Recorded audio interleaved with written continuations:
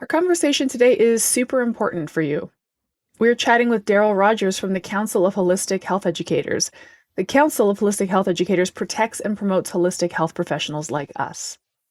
They defeat legislation that restricts our community, and they lobby to pass laws protecting and growing our diverse professions' ability to practice.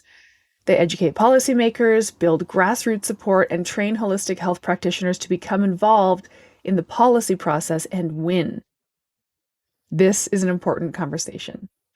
Bookmark this one to listen to a few times and bookmark holisticcouncil.org too, so you can critically stay on top of the legislation threatening and supporting health coaches. Hi, I'm Erin Power. And I'm Laura Rupsis. We're certified health coaches, and this is Health Coach Radio. This podcast is about the art, science, and business of health coaching.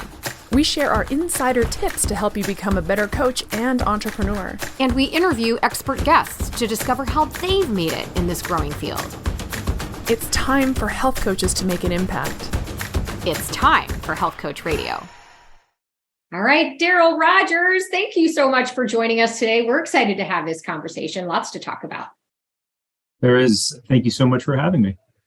So I don't want to spoil your own little intro. So Erin and I like you to just sort of introduce yourself and sort of who you are and why you're here. But I will just little spoiler alert. So you are now essentially running the Holistic Council or the Council for Holistic Health Educators. So I'll let you explain what it is you guys do. But Primal Health Coach has been a supporter of your organization for years. I'm actually on the board, which is, disclosure. And so there's so much that's changed. But if you wouldn't mind, give everybody your background, kind of how you sort of entered this health coaching realm and how you ended up taking over running of the council. Will do. Thank you so much for having me, Erin and Laura. And a big thanks to Primal Health Coach for being a big supporter of the Council of Holistic Health Educators and all of our supporters. You can go to holisticcouncil.org, and we recommend everybody do that to check out our outstanding website, the content that we have, and our supporting schools and programs. I have been involved in politics and policy for over 20 years. I came to DC in August of 2001 and caught what they call Potomac fever and stayed. I've worked on Capitol Hill.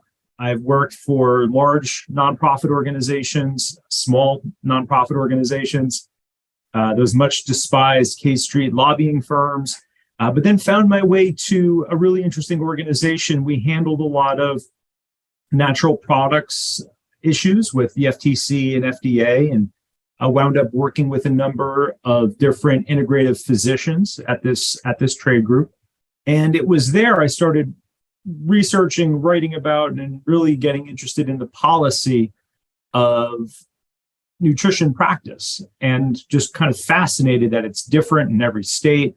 It was changing. This is around the time of the Affordable Care Act. So there was a lot of conversation about, wellness programs and preventative care. So I just found it just a fascinating place. And I was writing about the policies and changes, and got in touch with Joshua Rosenthal, who had started, was the founder and CEO of Integrative Nutrition. And we just kind of developed a rapport. And then he asked if I wanted to join him at Integrative Nutrition and be their director of advocacy and policy. And I was there for 9 years, directing the company's practitioner education, practitioner understandings of policies and regulations, but also doing a whole lot of work in Washington, D.C. for IIN, but also the broader health coach community, raising the profile and recognition of our health coaches. So I was there until the end of 2022. And that's when Jonathan Posey, the former director of the Holistic Council, or the Council of Holistic Health Educators, moved on, and just thought it was a pretty good fit that I pick up the reins and run with the organization, because it does some really valuable work for our community. Mm-hmm. Wow. Okay. Sounds like a pretty perfect fit. It's interesting. I'm so excited that you come from this policy and politics background, because And I don't know if anybody else listening is excited about that too, but I think that's who we need. That's the kind of person we need. The pragmatic sort of approach to understanding and advocating for us in DC. One thing that really struck me as being frustrating, actually, and unusual, when the way you said it was the policy of nutrition practice is different in every state, which, yeah, we know that. We totally know that. We're going to talk about that a lot today. But when I zoom out, it's so interesting because the principles of nutrition are so generally known, but the way it's distributed is political. You know, the way that consumers can access it is throttled or facilitated by policy. And I always feel for the health consumer, how confusing it is for them. Do you have any thoughts on that? How the health consumer ends up being sort of swept under the rug in all this infighting? It's a really great point, because we often see it as quite simple, right? If we kind of choose to eat these things, we kind of keep a food journal, we understand micronutrients, and we can kind of navigate through coaching, nutrition, maybe online tools, like a pretty healthy way of going about the world. But then you realize that this food environment is a $1 trillion industry. It is trying to be manipulated, sold, packaged, cost reductions the entire way through. And that, large food and agribusiness and pharmaceutical industry have a whole lot at stake.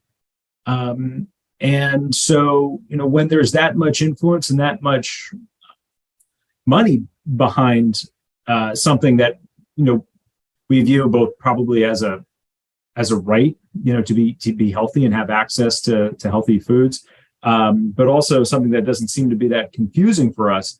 Yes, it's incredibly overwhelming and confusing for the vast majority of people. I mean, just think about the varying and nutrition advice that we've just gotten over the past, few years about what an individual should be doing. And then you put on top of that the amount of influence between professional associations and medical associations, and on top of the agribusiness, the food companies, and then the pharmaceutical companies, it becomes quite a challenging world to navigate as a consumer, a practitioner, and then also as an advocate too, for our world. So thank you for identifying that we need at least one person like me doing it, because it is daunting. Well, and I think we need too, the more the end consumer is educated, the more they begin to stand up for themselves and start to demand better. Case in point, I'm just going to plug the founder of the Primal Health Coach Institute is also the founder of the Primal Kitchen. Mm-hmm. And he launched a product into the marketplace because there was a gap, which was healthy condiments, right? If you go to the supermarket and you take a look at all the different condiments that people put on their food, the vast majority of them are made with trashy ingredients, way too much sugar and really crappy fats. And so his first product was a mayonnaise that was made with a health. Long story short, mm-hmm. That product and what he put to market became in such demand that eventually, quote unquote, big food bought him, right? Kraft Heinz bought him. And there was this huge, to a certain degree, a bit of a backlash to Mark that he sold out to the man and to big, but he was like, no, you don't understand. The fact of the matter, this is a good thing for the end consumer, that big food is paying attention and they are acquiring brands that actually are meeting the demand of the end consumer. Big food is listening. And quite frankly, it created a wider distribution. In the past, the only people that could buy, that mayonnaise had to shell out whatever it was, $12. And you either needed to buy direct and pay shipping or go to Whole Foods. Mm-hmm. No, it's in Walmart. Mm-hmm. Okay. So prices are lower, all of this stuff. So the consumer matters and the consumer has power. And the same thing holds true in terms of where they choose to provide, to get support and advice in terms of their own health, whether they want to seek a health coach or a dietitian. So I would love, or a nutritionist, or whatever's in the mind of the consumer that they think they need. I would love for you to speak to why we even need an advocate for our own ability to practice. Like, we touched on it a little bit, but could you speak a little bit as to kind of what the vulnerabilities are and why we need advocacy? The American Dietetic Association has been around probably since the 1930s or 40s. They're dietitians and historically have worked in places like hospitals and prisons and institutional settings. And at some point, they decided in the kind of 70s and 80s to be more of a healthcare provider and not just a food provider. And they drafted bills that were introduced in a variety of different states, stating that the practice of dietetics is something that if a lay person gets involved in, it could be dangerous for the public, and therefore there needs to be government regulation. And interestingly enough, I went through I did a good amount of research in this and found the first article about it from 1978. It was in the Washington Post, and the Washington Post had, questions about, essentially why are you doing this? And it's funny, here we are in 2023 asking the same questions. So there was a real effort in the 70s and 80s to pass this type of regulation. It benefited, their profession and their membership. Many organizations and associations engage in this kind of behavior because it benefits their paid membership, but also they created an entire kind of ecosystem. So you go to their schools, you see their professors, you take their degrees, you take their examinations, you do your 1,000 hours of unpaid internship. And so they have a whole ecosystem that they need to support.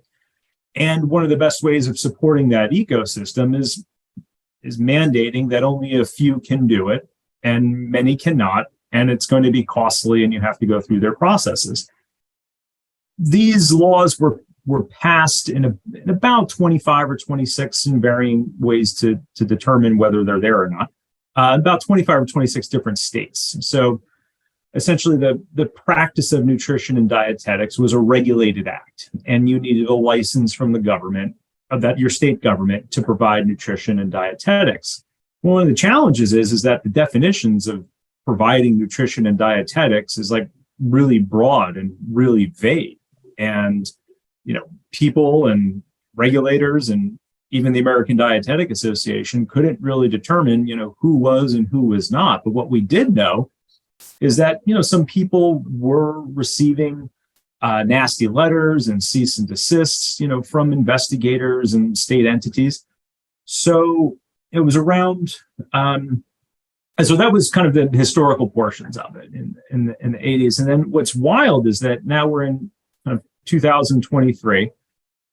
We have access to the internet. We have access to providers of nutrition and dietetic advice, interstate, even internationally.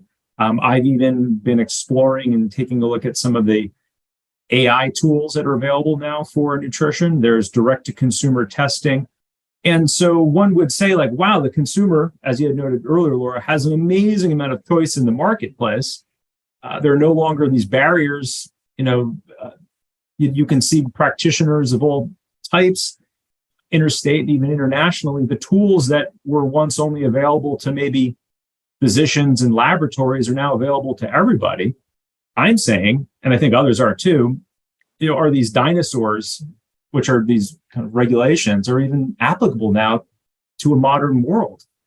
So my role is to convince legislators and state agencies that the walls have come down, that this information, this advice, and these tools have been democratized, and any attempt at passing new regulations just flies in the face of reason and just the marketplace.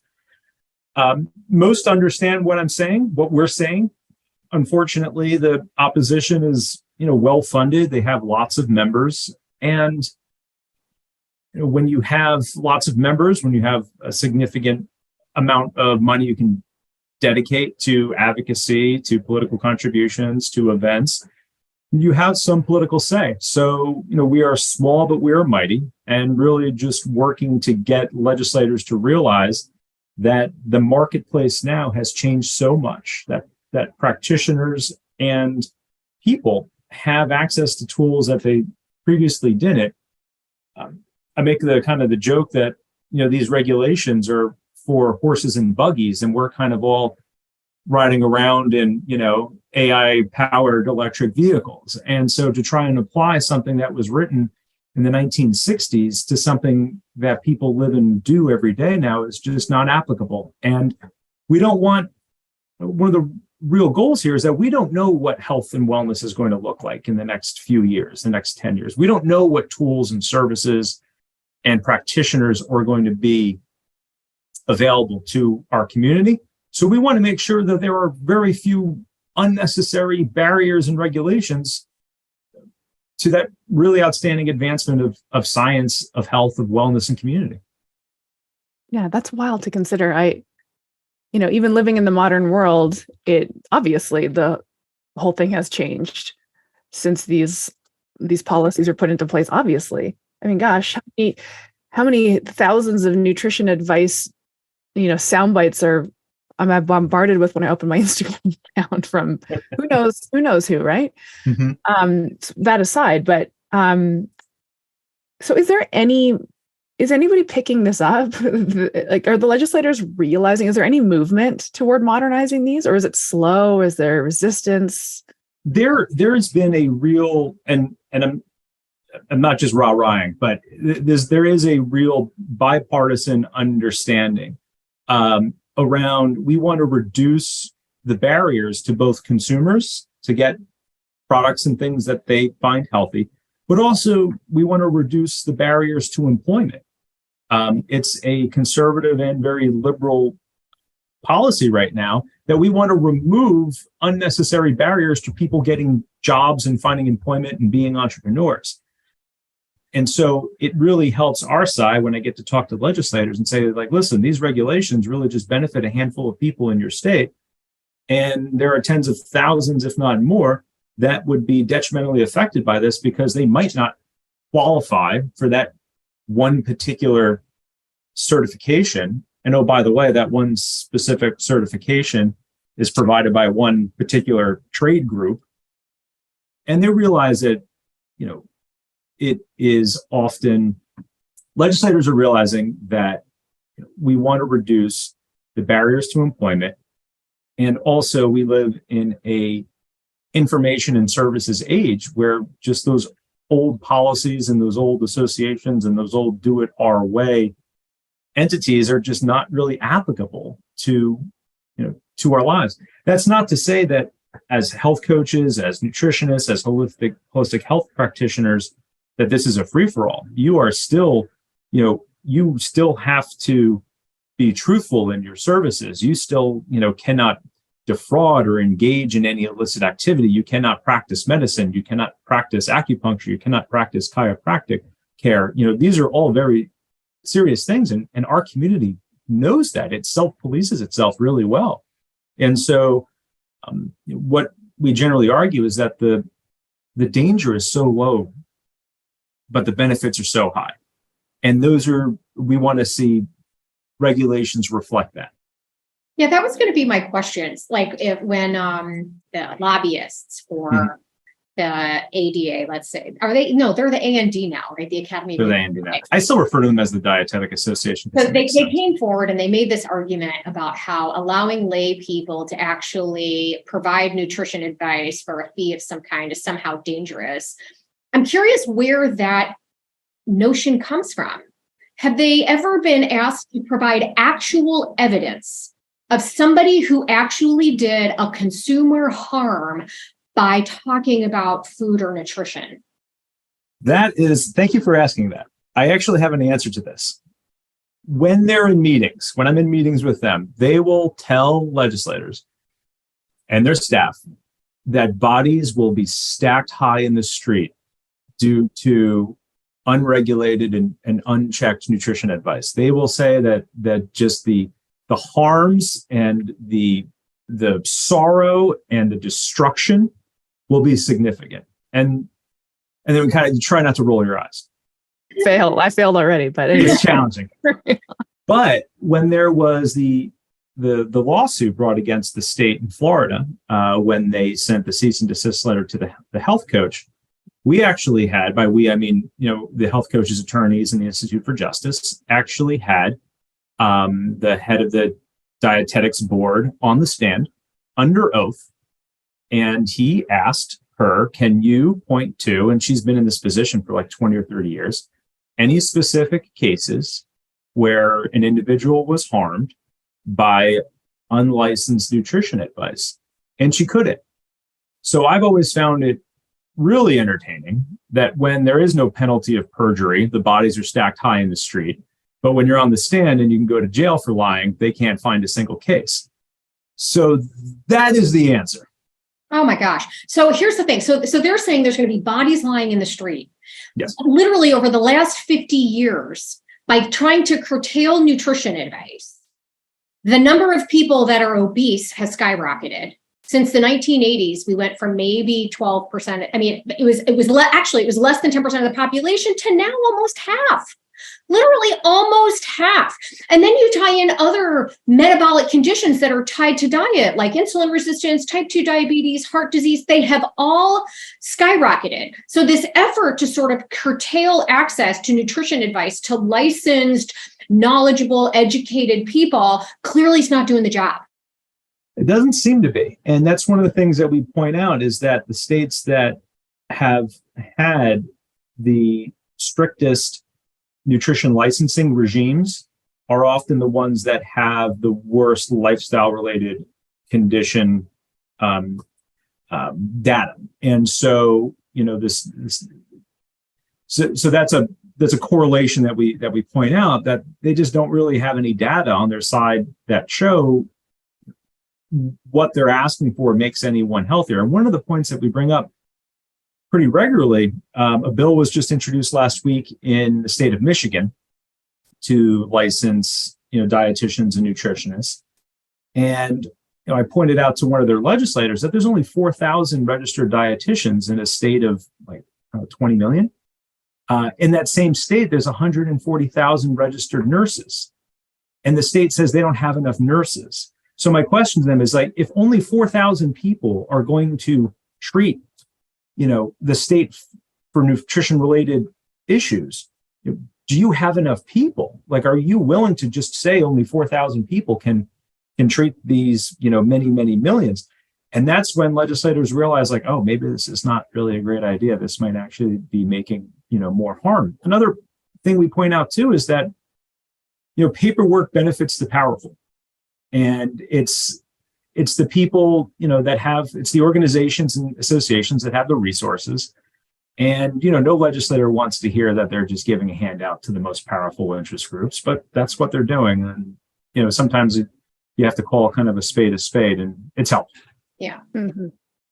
It's a good, for me anyway, and I'm not sure if anybody else listening is having the same sort of paradigm shift, because for holistic health professionals and health coaches, the narrative around the legislation and what we can and can't do has often felt like, oh, I'm being sort of restricted to do what I want to do. But the bigger picture is consumers don't have access to what they need access to. It's a complete lack of access. The impact of that. Mm-hmm.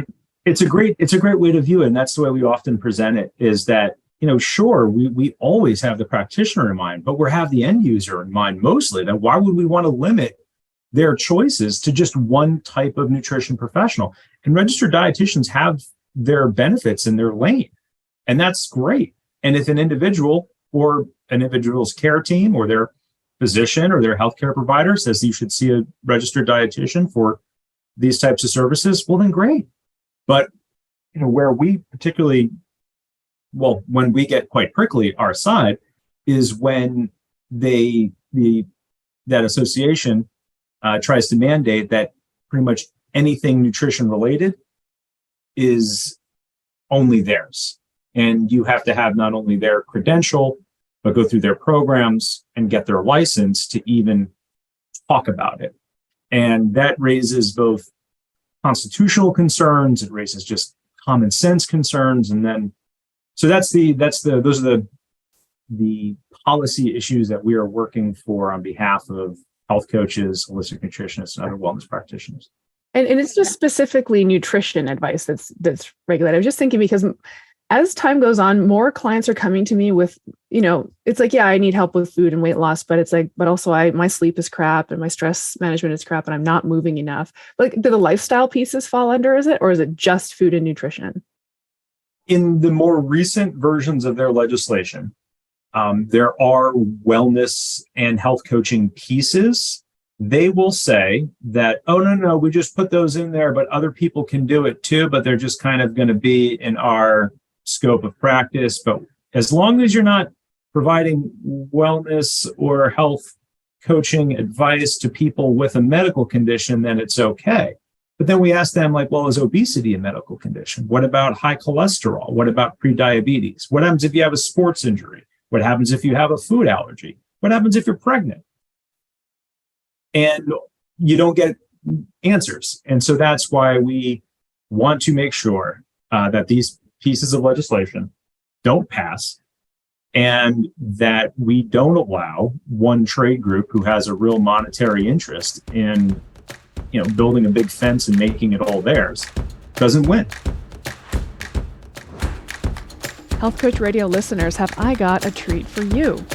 To get 72-hour free trial access to Primal Health Coach Institute and a 50% off coupon code to the How to Become a Health Coach virtual summit featuring video interviews with over 30 industry experts, visit primalhealthcoach.com/HCR today. Should I just pull back on that for a second? So I just want to make sure I got this clear. So anything that's in the realm of treating a disease is for sure in the realm of the licensed health practitioner, but the subclinical people who just don't feel well, what about that? Which is most people would say. Well, the words really matter. And this is, I think, important to practitioners. So non-licensed wellness practitioners never use the word treat. Right. And we don't. Correct. But we work with people with lots of different conditions. Like I just listed a bunch of them. One of the challenging parts with these nutrition practice rules or regulations is that it's unclear whether an individual can work with someone to lower their weight if they're obese. Yeah. Because they can say, oh, you can definitely. I've actually had the lobbyists for the Dietetic Association say to me, no, listen, you don't get it. I'm like, okay, well, tell me what I don't get. We're not saying that a health coach can't work with someone who is obese. We're just saying that you can't treat their obesity. I said, well, explain to me the difference, because I've got to go tell hundreds of thousands of health coaches. And they just go, meh, And so I said, well, this is not going to pass. Like, I'm sorry, like you can't. Okay. So I was going to take a stab at this too when you're done. Yeah. So, it's these types of confusing, vague, and like I said, paperwork protects the powerful. Also, when there's ambiguity, there's often fraud. And so when people can't actually explain to us our side, what it is they want to regulate, then we're not going along with it.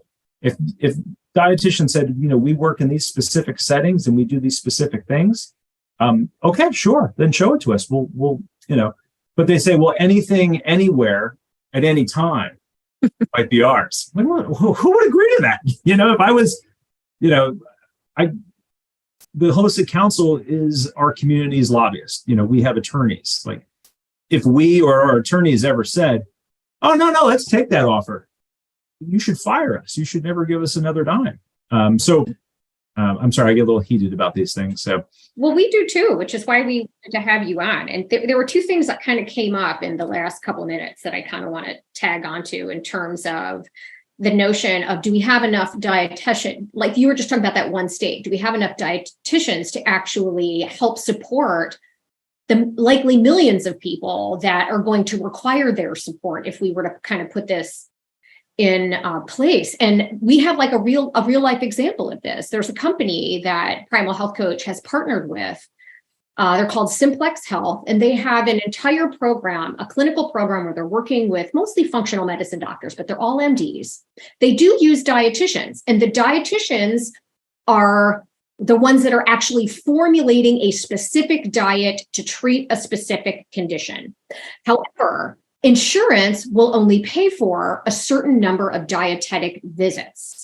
So once that's over, the client or the patient is left without support, or perhaps they only pay for one visit a month. You've got someone who's trying to make an entire nutritional and lifestyle change, and they get support once a month. Are you kidding me? This is where they're now utilizing health coaches. So we're starting with this internship program. Dietitians have to go through an internship too. Health coaches are going to come in and they're going to go through an internship and understanding how to actually function as a health coach to provide that additional education, support, the resources the clients need to make this change. And they're working with the dietitian alongside the dietitian. And this is the way this should go. So from the standpoint of just time and access to care and support, there's just no other argument. It's so lopsided otherwise. And then when you take a look at the concept of employment, I just did a little video. We're trying to figure out how to purpose about the return on investment of the education that really should not required, but really the education that a health coach really needs to be successful and good at their job. You know, you can correct me if I'm wrong, but the average kind of well-regarded, well-equipped health coaching program, the cost of tuition costs somewhere between $4,000 and $7,000. Okay, there's outliers, but that's kind of average, right? Whereas a 4-year degree plus an internship, depending on whether you're calculating housing and books, all this other stuff, somewhere between, I don't know, maybe around 80 grand, something like that. I'd say more than that. Maybe more, right? Up to $100,000. Meanwhile, the average salary of a full-time health coach versus the average salary of a dietitian entering the marketplace, they're both around $60,000. Okay, I paid, call it, split the difference between maybe $6,000 for my education and training as a health coach, $100,000 as a dietitian, yet we're going to come out of our schools working full time at about the same. It's unbelievable to me in terms of the return on investment required for this. But to your point, we play different roles where some might be calculating a very specific diet for a very specific. Health coaches are in the, okay, you've been diagnosed. Here's what they're saying we should be focused on food. Tell me how you feel about that. Let's figure out how we're going to implement it. What resources do you need? Let's go, right? This is the role so two totally different roles. They are both equally valuable. You know, so for folks that are trying to make this decision about what you really want to be doing in terms of employment and income potential, I don't think there's enough of a difference on the other side to necessarily warrant the extra expenditure if what you really want to do is to help people actually change their lives long term. And I always thought getting into health coaching is a really great way, because I know a number of programs also, the credential will count for credits if you do want to go back and pursue other education and nutrition, other sciences. So, I always thought getting involved in health coaching, even if you want to kind of put your toe in the water of the health and wellness world, is a really great way of getting started, because you can either finish as a health coach or you can continue your education and move on. 100%. And there was an email that you sent out to the council that I really want you to speak to. And this is, I'm just going to kind of lay it out there because I know what you're going to say. The scope of practice of a health coach. A scope of practice is a legal term, and it has a real specific meaning. And that meaning is when a state, legally recognizes a healthcare practitioner for the services they can provide. So doctors have a scope of practice, nurses have a scope of practice, optometrists have a scope of practice, chiropractors have a scope of practice. Health coaches, because we are both not healthcare providers and we don't have a legal scope of practice, what we have are practice guidelines. What we have are codes of ethics, which are great. Schools provide their graduates practice guidelines. They're sometimes referred to as a scope of practice, but legally they're not. They're practice guidelines. Associations and organizations like the NBHWC and ICF, they have codes of ethics. They have practice guidelines as well, and that's outstanding. So health coaches and holistic practitioners, we fill in the practice space, where licensed practitioners aren't involved. And that is with that education, that support, that guidance, that advice in health, wellness, nutrition, stress management. That is a big, big space, and it's growing. And that's where, health coaches and holistic practitioners practice in. And that's fantastic. And I want that space to kind of keep growing. And I also want the Holistic Council to continue to protect it, because I think other organizations and associations see like, wow, look at all these health coaches doing really great work. I wish we could have a piece of that. And then, hey, how about we build a wall around this piece? And that's where we say no, that this marketplace, that these services are too important, too valuable, and they're still growing. And we don't want onerous and weird and vague rules written by one association for their own benefit.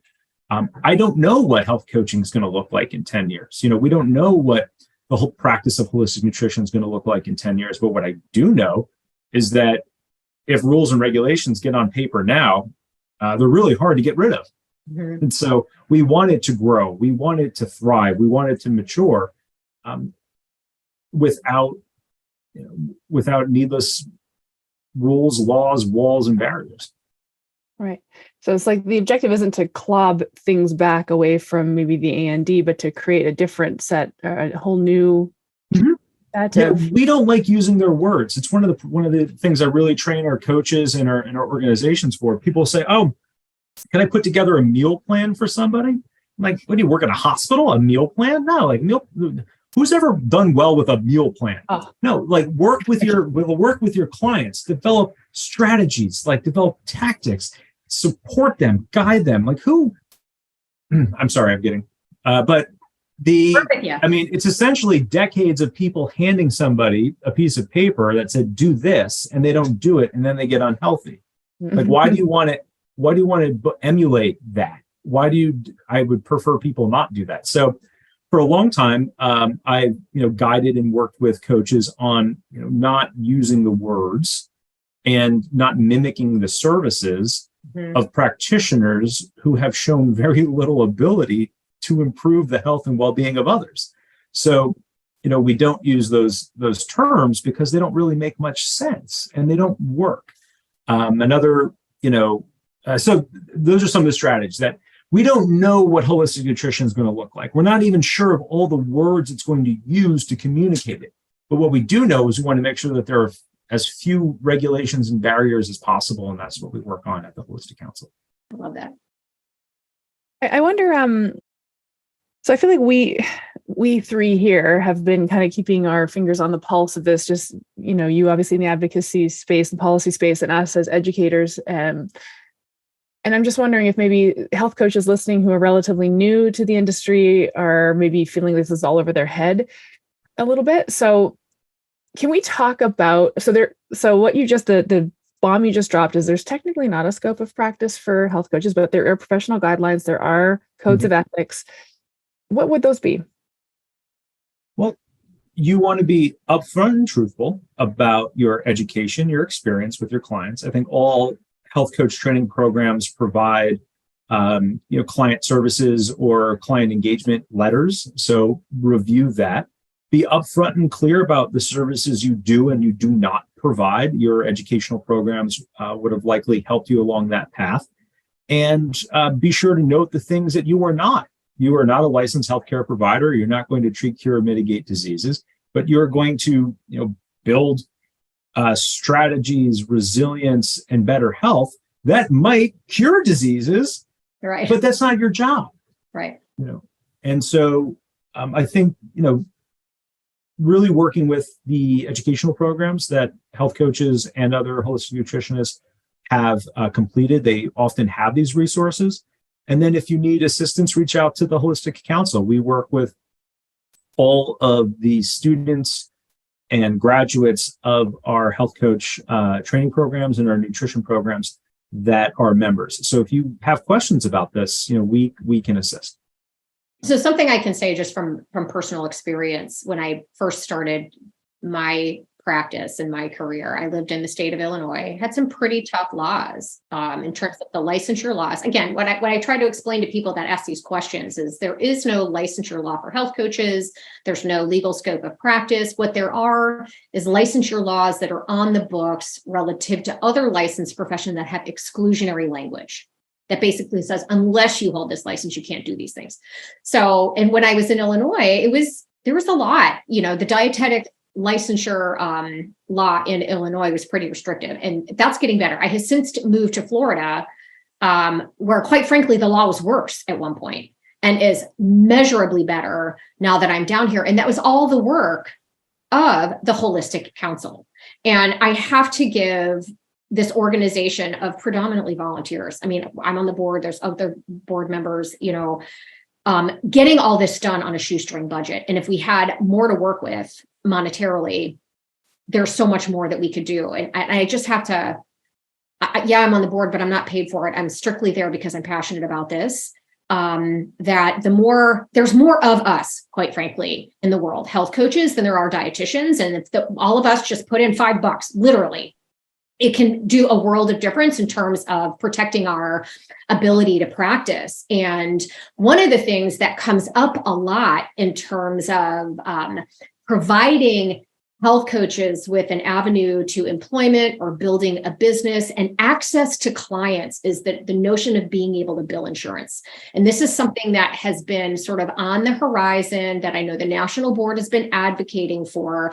But I think a lot of the health coaches that are entering this space that have heard of this, I think what they have in mind is, hey, once this passes, if I become a certified health coach, I'm going to be able to bill insurance for my clients. And we have all been saying it's probably not going to work that way, at least not in the beginning. And I know that you have some thoughts around that. Do you mind sharing what you know at this point and your thoughts? Sure. And I think what I know is not top secret, that American health insurance is complicated, right? I'm not telling anybody anything new here.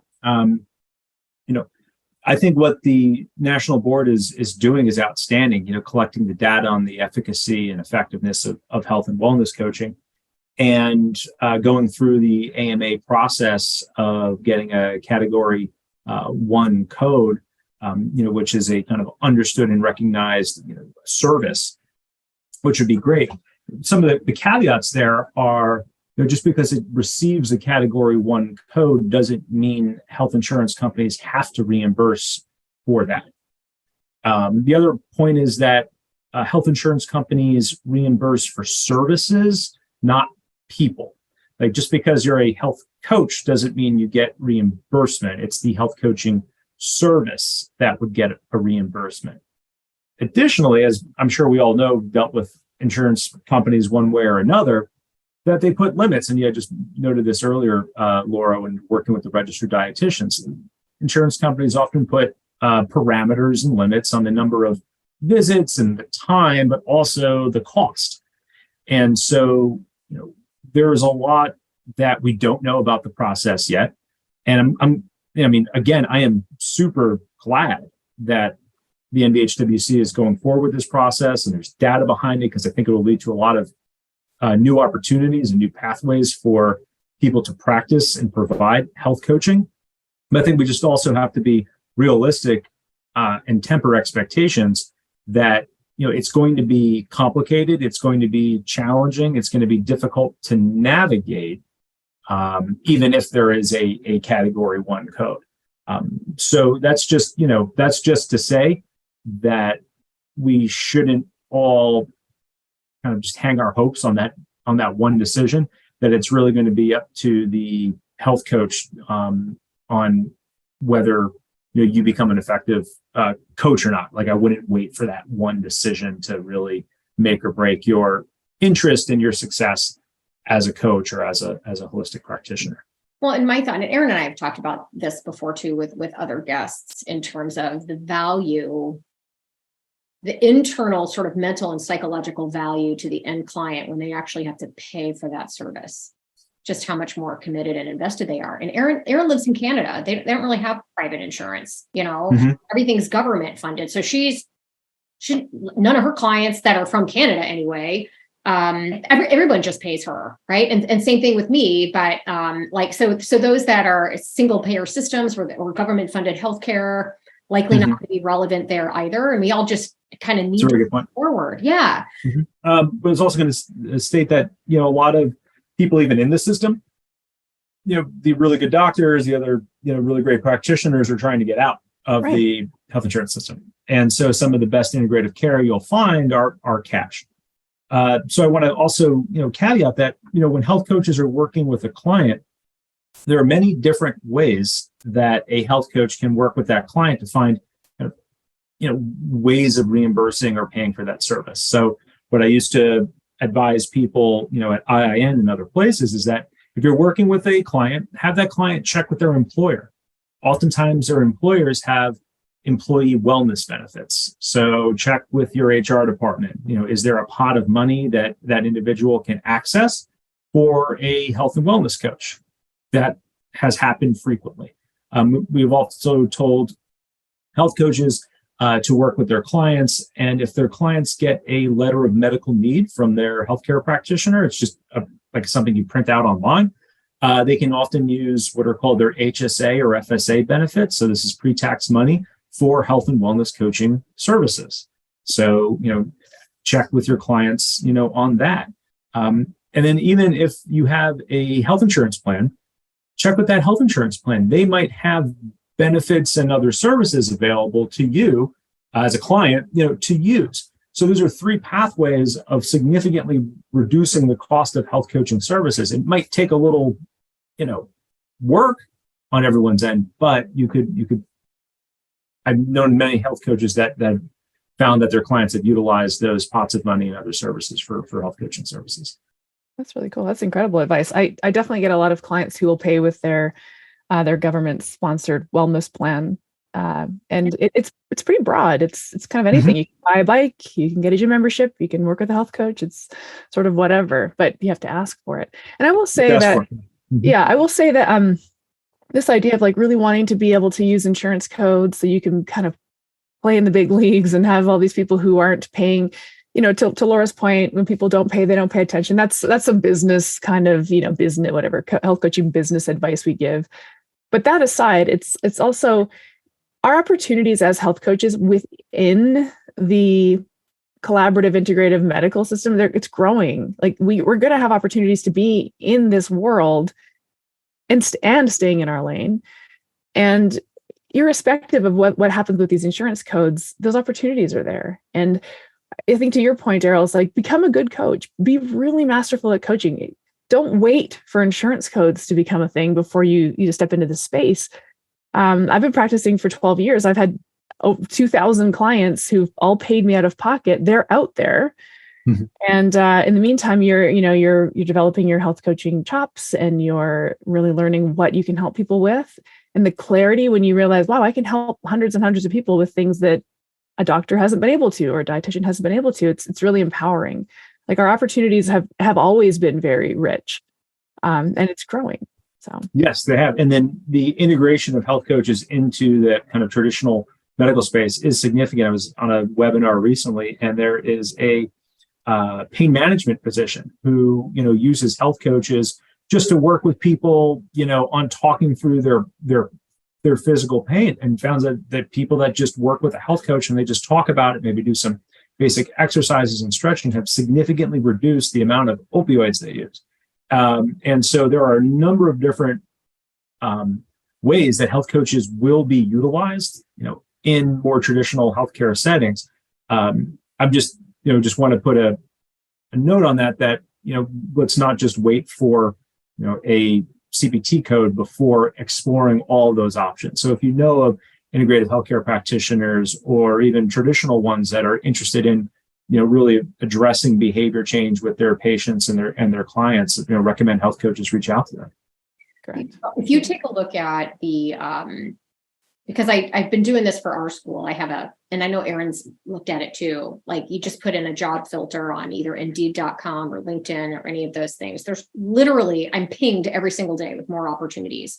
And if I were to break it down by industry, the vast majority has some, it's either insurance companies companies like United Healthcare, Humana, they're one of the leading employers of health coaches.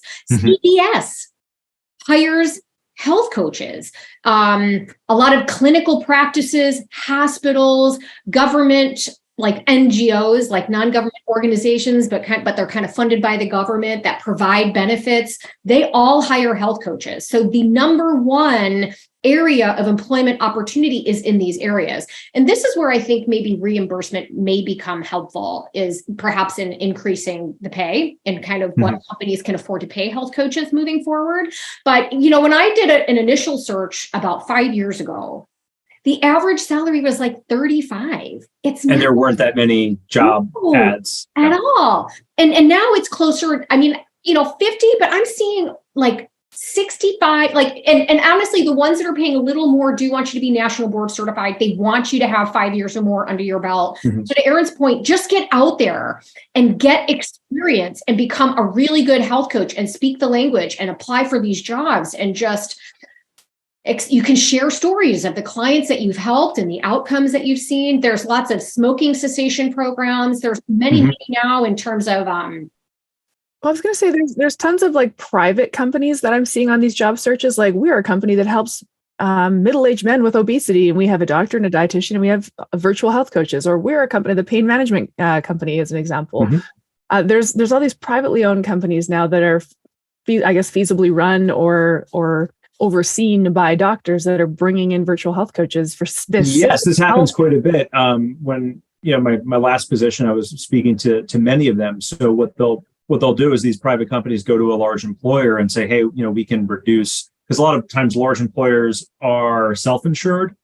So they kind of pay and they, it's in their best interest to make their employees as healthy as possible. So they hire these third-party companies, and it's that physician, maybe physical therapist and health coach, or physician, dietitian, health coaches.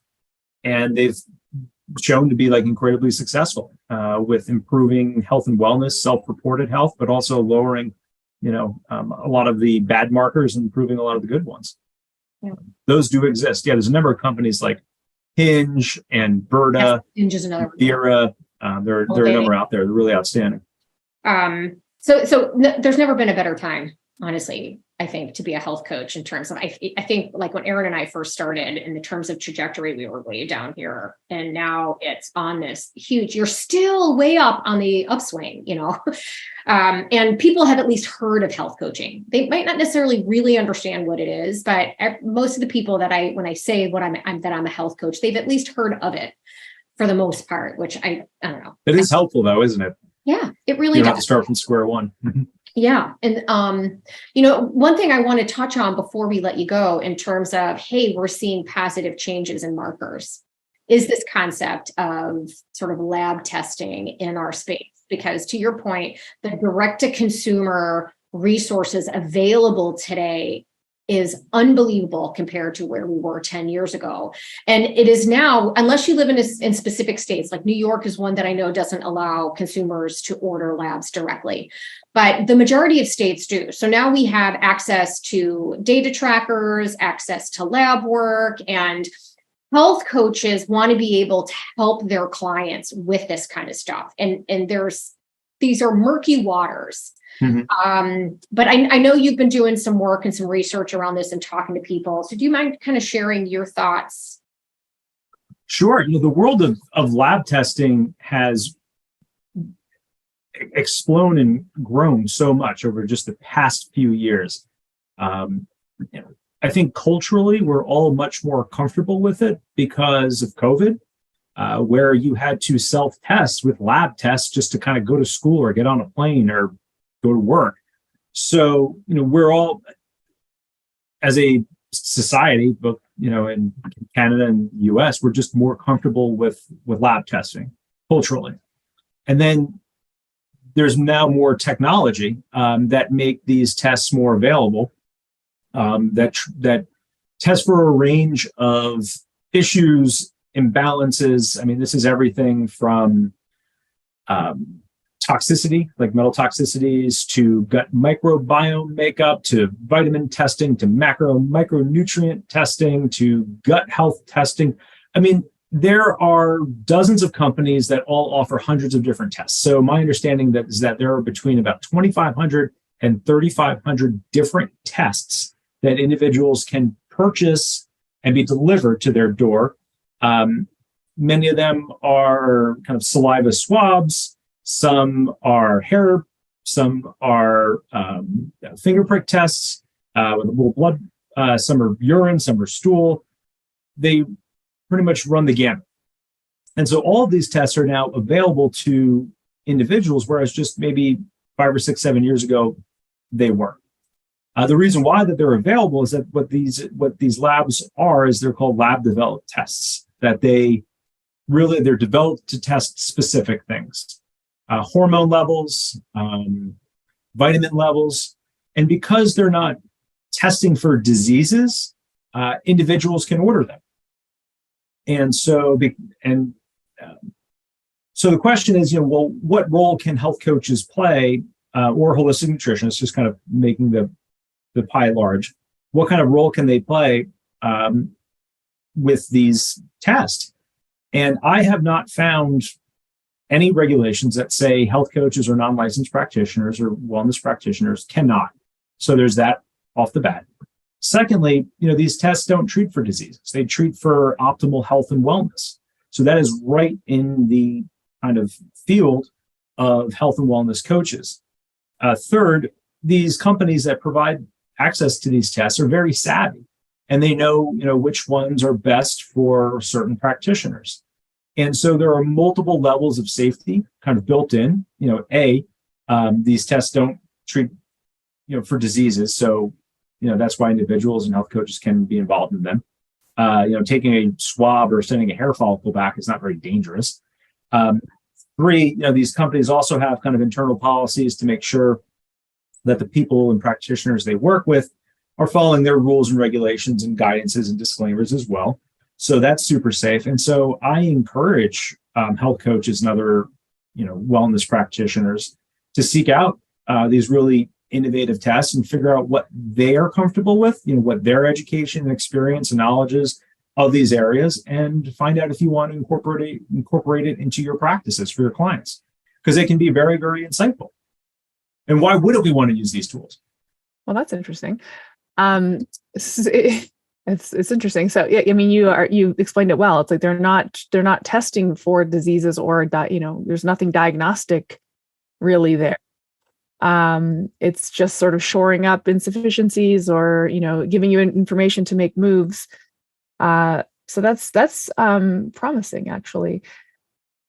It just feels like it feels like, I wonder if there's some training though that a health coach needs to know how to remain perfectly within their professional guidelines. This, you know what I mean? Well, what's interesting is that I've taken a look at some of the tests themselves, and the results that one gets are usually not just raw data. There's descriptions and guidances by the testing companies. True. And then also all these testing companies, before a test is purchased, a physician in your state reviews it. And if there is anything that comes back to the client or to the coach where something is so out of whack, that the physician is notified, so that there are multiple levels of safety kind of built into the process. And so, yes, health coaches, before they engage in some of these tests with some of these companies, they might, require coaches have certain qualifications or backgrounds. And also the testing companies provide licensed healthcare professionals on duty for any coaches or others that have questions about them. But because the tests are not assessing diseases or needs, but really working on optimal health, that's why they're essentially available to the general public, and health coaches and other holistic practitioners can be a part of it. Well, I didn't know that part about the fact that every test is ultimately run past a physician or a team of physicians to see if there's any red flags, anything that needs to be escalated. Yeah, so that's how the business has been developed over the years. That so when a client purchases a test, they're not ordering it; they're purchasing it. Right. And then that purchase goes to a physician who then orders the test. Yeah. And the test is then sent either to the coach or usually to the client. And the client takes the test and then gets the results. And if the results for that particular test, like, let's say you're just testing for overall, a vitamin panel, and let's say something's absurdly low or incredibly high, you will get a notification from some licensed healthcare provider that something is incredibly out of whack. So what's great about this, and I think everybody's kind of mindful, is that they built in all these kind of safety mechanisms to it. And so people get that really good, that information, that advice, that guidance about their well-being. And if any red flags come up, that they can do it. Yeah. Cool. Yeah, there's more and more of them popping up now. And many of them have reached out to us looking to partner, and we have been open. As a matter of fact, Aaron alluded to, I wonder if there's a space for training in this. A lot of these companies do offer it, actually. They have information and little training videos and samples on their websites so that both the consumer and the health coach can kind of understand what it is these things really mean in terms of practical advice. But, we to your point, let's not use their language. Health coaches don't order labs. We don't taper labs. We don't translate labs, and we don't diagnose or prescribe anything as a result of these labs. We don't do any of these things. The client is free to order a direct to consumer lab, not order, purchase. Okay. Let's not use that language, and let the doctor on the other end say, okay, I'll order the lab. And then those labs then know that the end person receiving this result is actually a health consumer. It's not another practitioner. And that, typically speaking, those results are going to come with some sort of context, that the client and the health coach can work with. And so, we've been here at Primal Health Coach Institute, been looking at trying to kind of aggregate all of these resources together so that health coaches and their clients know what's out there and how to use them properly. We're growing. I'm a little choked up about when I first went down this path, over 10 years ago, I had no idea what the heck I was doing. I just knew that there were a lot of people that were where I was a couple years prior that I could help. And I just wanted to move in that direction and do anything I could to help. So I went and paid $6,000 for my first certification. No idea what I was going to do with it. I sort of stumbled my way to where I am now 10 years later. I know Aaron entered this field around a similar time, and I talk to people all the time as well. And seeing where health coaching is now is so inspiring and empowering to me. And oh my gosh, we're just getting started. Cool. We are. It's exciting times, and that's why I want to make sure that the council is well supported. So we recommend any of your listeners, visit the site, make a contribution.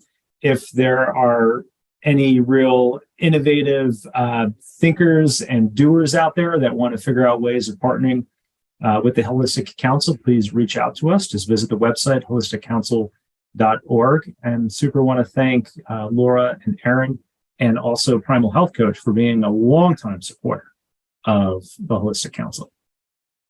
Well, we believe in it, and we're just getting stronger by the day. So fantastic. So holisticcouncil.org. Are we on social at all? Is there an IG or a Twitter or anything that people can follow? We have a Facebook page. Yeah. So I've got to talk to my social media team, which is also me, and tell them to on the finance team, on the website team, on the social media team. We have a Facebook page, but a lot of our communications are state specific, and they're to our members, to take action on state specific issues. It's challenging because as a policy organization, you don't want to post too much because we have quite a bit of advantage when we don't really advertise exactly where we are and what we're doing, because it's a kind of a legislative piece to it. Though I do think we should probably spend a little more time on our socials, but I get so into the policy, not sure how well it always translates to an IG post. Subscribe to the emails, become a member, whatever. Do some sort of monthly, I don't know, even $5 a month makes a massive difference when you get enough people in that. Get on the email list, because I get all those email blasts of everything that's happening, and it fires me up every time I see them. So, yeah, and if anybody that's listening in their school or their program is not a member of the council, please reach out to your program ASAP and get them to become a member. And the list of members is right on the website. Awesome. I think we covered it. Fantastic. Thank you so much, Darrell. This has been awesome.